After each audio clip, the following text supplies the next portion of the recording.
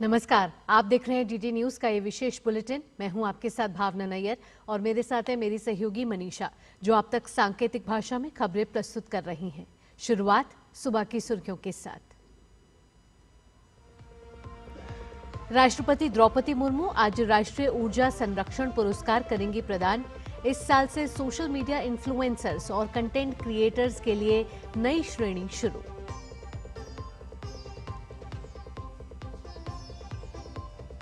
उत्तर प्रदेश में भाजपा अध्यक्ष के नाम की आज होगी घोषणा।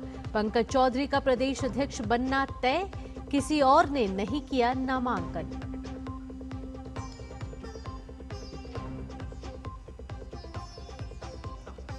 दिग्गज फुटबॉलर मेसी के कोलकाता इवेंट में अराजकता पर राज्यपाल सीवी आनंद बोस ने जताई नाराजगी।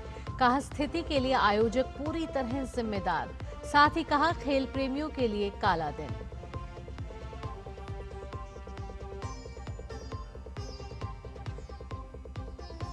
बेलारूस ने नोबेल पुरस्कार विजेता एलेस बियालियात्स्की समेत 123 राजनीतिक बंदियों को किया रिहा। बदले में अमेरिका बेलारूस से पोटाश निर्यात पर लगा प्रतिबंध हटाएगा।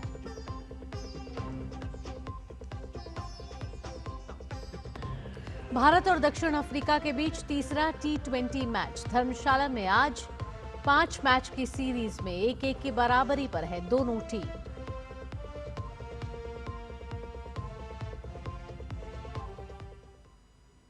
आज राष्ट्रपति द्रौपदी मुर्मू राष्ट्रीय ऊर्जा संरक्षण पुरस्कार प्रदान करेंगे। इस साल से ऊर्जा संरक्षण पुरस्कारों के अंतर्गत सोशल मीडिया इन्फ्लुएंसर्स और कंटेंट क्रिएटर्स के लिए एक नई श्रेणी शुरू की गई है। इस अवसर पर उनके साथ केंद्रीय ऊर्जा और आवास एवं शहरी कार्य मंत्री मनोहर लाल भी सभा को संबोधित करेंगे। ऊर्जा राज्य मंत्री श्रीपद नायक भी मौके पर मौजूद होंगे।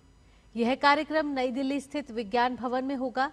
राष्ट्रीय ऊर्जा संरक्षण दिवस हर वर्ष 14 दिसंबर को मनाया जाता है। इसका उद्देश्य ऊर्जा संरक्षण के महत्व के बारे में जागरूकता बढ़ाने और ऊर्जा दक्षता में राष्ट्र की उपलब्धियों को उजागर करना है। राष्ट्रपति सभा को संबोधित करने के साथ साथ ऊर्जा संरक्षण पर राष्ट्रीय चित्रकला प्रतियोगिता के विजेताओं को भी सम्मानित करेंगे।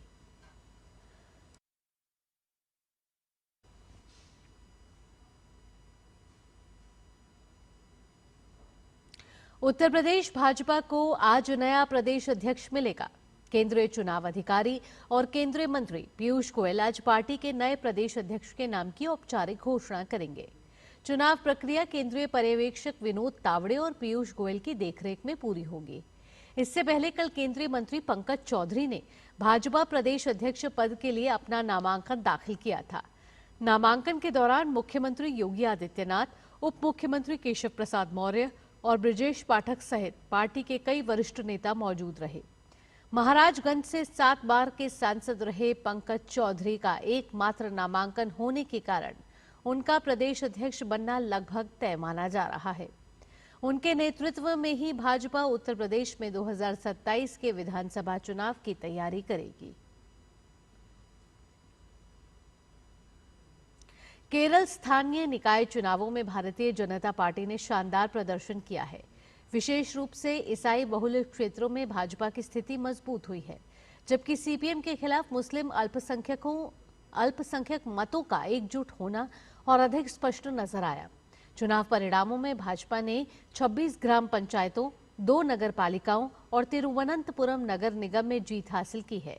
इसके अलावा पार्टी ने लगभग 1500 ग्राम पंचायत वार्ड, 50 से अधिक ब्लॉक पंचायत वार्ड, 324 नगरपालिका वार्ड और 91 निगम वार्डों में जीत हासिल की है।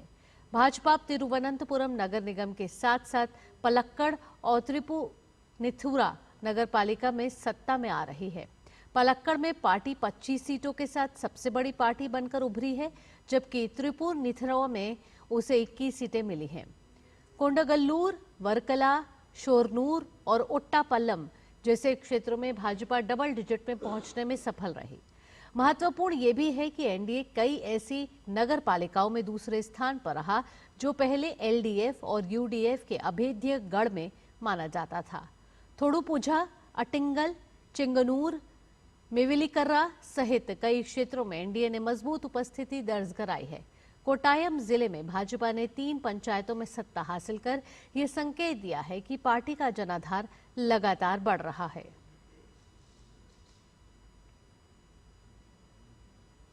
केरल की पहली महिला डीजीपी श्रीलेखा ने तिरुवनंतपुरम नगर निगम में शास्ता मंगलम वार्ड से बीजेपी के टिकट पर जीत दर्ज की है। इस जीत के साथ ही बीजेपी ने तिरुवनंतपुरम कॉरपोरेशन में इतिहास रच दिया है। राजधानी शहर के नगर निकाय में पहली बार कमल खिला है। भाजपा इसे राजधानी में लेफ्ट की सत्ता को चुनौती देने का बड़ा संकेत मान रही है। बीजेपी के नेतृत्व वाले एनडीए ने कॉरपोरेशन में 50 सीटें जीती हैं। भाजपा इस जीत के साथ ही केरल में खुद को एक बड़ी राजनीतिक ताकत के रूप में मजबूती से स्थापित किया है। अंतिम नतीजों में सीपीआईएम के नेतृत्व वाले लेफ्ट डेमोक्रेटिक फ्रंट यानी कि एलडीएफ को 29 सीटें मिली, जबकि कांग्रेस के नेतृत्व वाले यूनाइटेड डेमोक्रेटिक फ्रंट यानी कि यूडीएफ ने 19 सीटें जीती। 2 सीटें निर्दलीय उम्मीदवारों को मिली।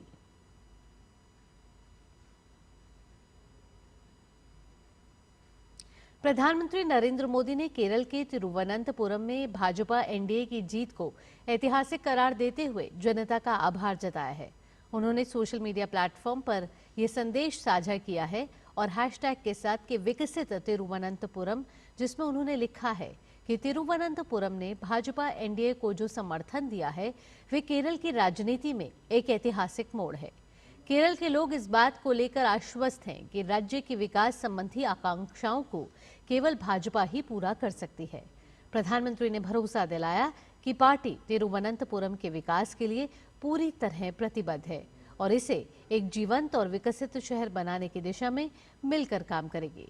प्रधानमंत्री केरल के लोगों का आभार जताते हुए उन्होंने लिखा कि केरल के उन सभी लोगों को मैं तहे दिल से आभार व्यक्त करता हूं, जिन्होंने राज्य के स्थानीय निकाय चुनाव में भाजपा और एनडीए उम्मीदवारों को समर्थन दिया। केरल के लोग यूडीएफ और एलडीएफ से तंग आ चुके हैं। लोग एनडीए को ही एकमात्र विकल्प मानते हैं जो सुशासन और सभी के लिए अवसरों के साथ विकसित केरल बनाने में सक्षम है। प्रधानमंत्री ने केरल में भाजपा कार्यकर्ताओं का आभार जताते हुए लिखा कि मैं उन सभी मेहनती भाजपा कार्यकर्ताओं का आभार व्यक्त करता हूं, जिन्होंने जनता के बीच काम किया और तिरुवनंतपुरम नगर निगम में शानदार परिणाम सुनिश्चित किया। उन्होंने कहा कि ये दिन केरल में पीढ़ियों से चले आ रहे कार्यकर्ताओं के परिश्रम और संघर्षों को याद करने का दिन है, जिन्होंने जमीनी स्तर पर काम किया और इस परिणाम को संभव बनाया। हमारे कार्यकर्ता हमारी शक्ति हैं और हमें उन पर गर्व है। कोलकाता में मेसी के कार्यक्रम में हुई भगदड़ के बाद राज्यपाल सीवी आनंद बोस ने युवा भारती क्रीड़ांगन का दौरा किया। उन्होंने घटनास्थल का निरीक्षण किया और अधिकारियों से स्थिति की जानकारी ली। राज्यपाल ने आवश्यक कदम उठाने और सुरक्षा व्यवस्था की समीक्षा करने के निर्देश दिए। राज्यपाल ने कार्यक्रम के लिए कुप्रबंधन और पर नाराजगी जताई। राज्यपाल ने स्पष्ट किया कि इस पूरे घटनाक्रम में आयोजकों और प्रायोजकों की जिम्मेदारी सबसे ज्यादा है, लेकिन पुलिस भी सरकार, जनता और मुख्यमंत्री के प्रति विफल रही। उन्होंने कहा कि उनकी निष्क्रियता के कारण इस दिन को कोलकाता के खेल प्रेमियों के लिए एक काला दिन कहा जा सकता है।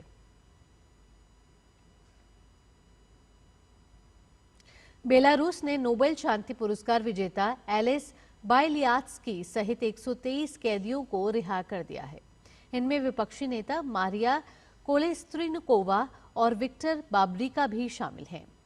ये रिहाई उर्वरक निर्यात पर प्रतिबंध हटाने के संबंध में अमेरिका के साथ बनी सहमति के बाद हुई है। बेलारूस के राष्ट्रपति अलेक्जेंडर लुकाशेंको ने रूस के करीबी उनको माना जाता है और वे 3 दशक से भी ज्यादा समय से सत्तारूढ़ में हैं। संयुक्त रूप से 2022 का नोबेल शांति पुरस्कार विजेता बियालियात्स्की मानवाधिकारों के लिए आवाज उठाने वाले शख्स हैं। उन्होंने बेलारूस में राजनीतिक कैदियों के अधिकारियों के लिए लड़ाई लड़ी थी।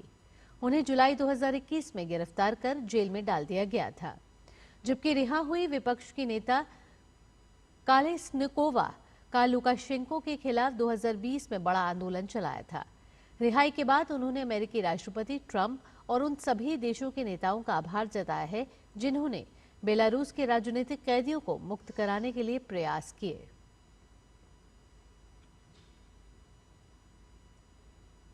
अमेरिका में एक बार फिर गोलीबारी की घटना सामने आई है। रोड आइलैंड स्थित ब्राउन यूनिवर्सिटी के बारस और हॉली इंजीनियरिंग भवन में हुई गोलीबारी में 2 लोग मारे गए और 8 लोग घायल हैं।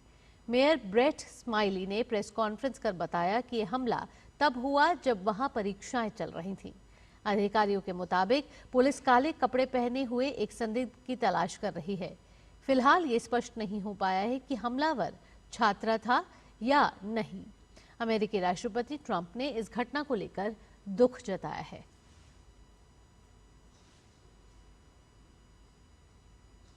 भारत और दक्षिण अफ्रीका के बीच 5 मैचों की T20 सीरीज का तीसरा मुकाबला आज धर्मशाला में खेला जाएगा। फिलहाल 5 मैचों की सीरीज 1-1 की बराबरी पर है। टूर्नामेंट के पहले मुकाबले को भारत ने 101 रन से अपने नाम किया था, जबकि दूसरा मुकाबला दक्षिण अफ्रीका ने 51 रन से जीतकर सीरीज को बराबरी पे कर लिया था। ऐसे में आज भी दोनों टीमों के बीच हाई वोल्टेज मुकाबला देखने को मिल सकता है। आज होने वाले मैच में टीम इंडिया बिना किसी गलती के जीत दर्ज करते हुए सीरीज में बढ़त हासिल करने के इरादे से मैदान पर उतरेगी।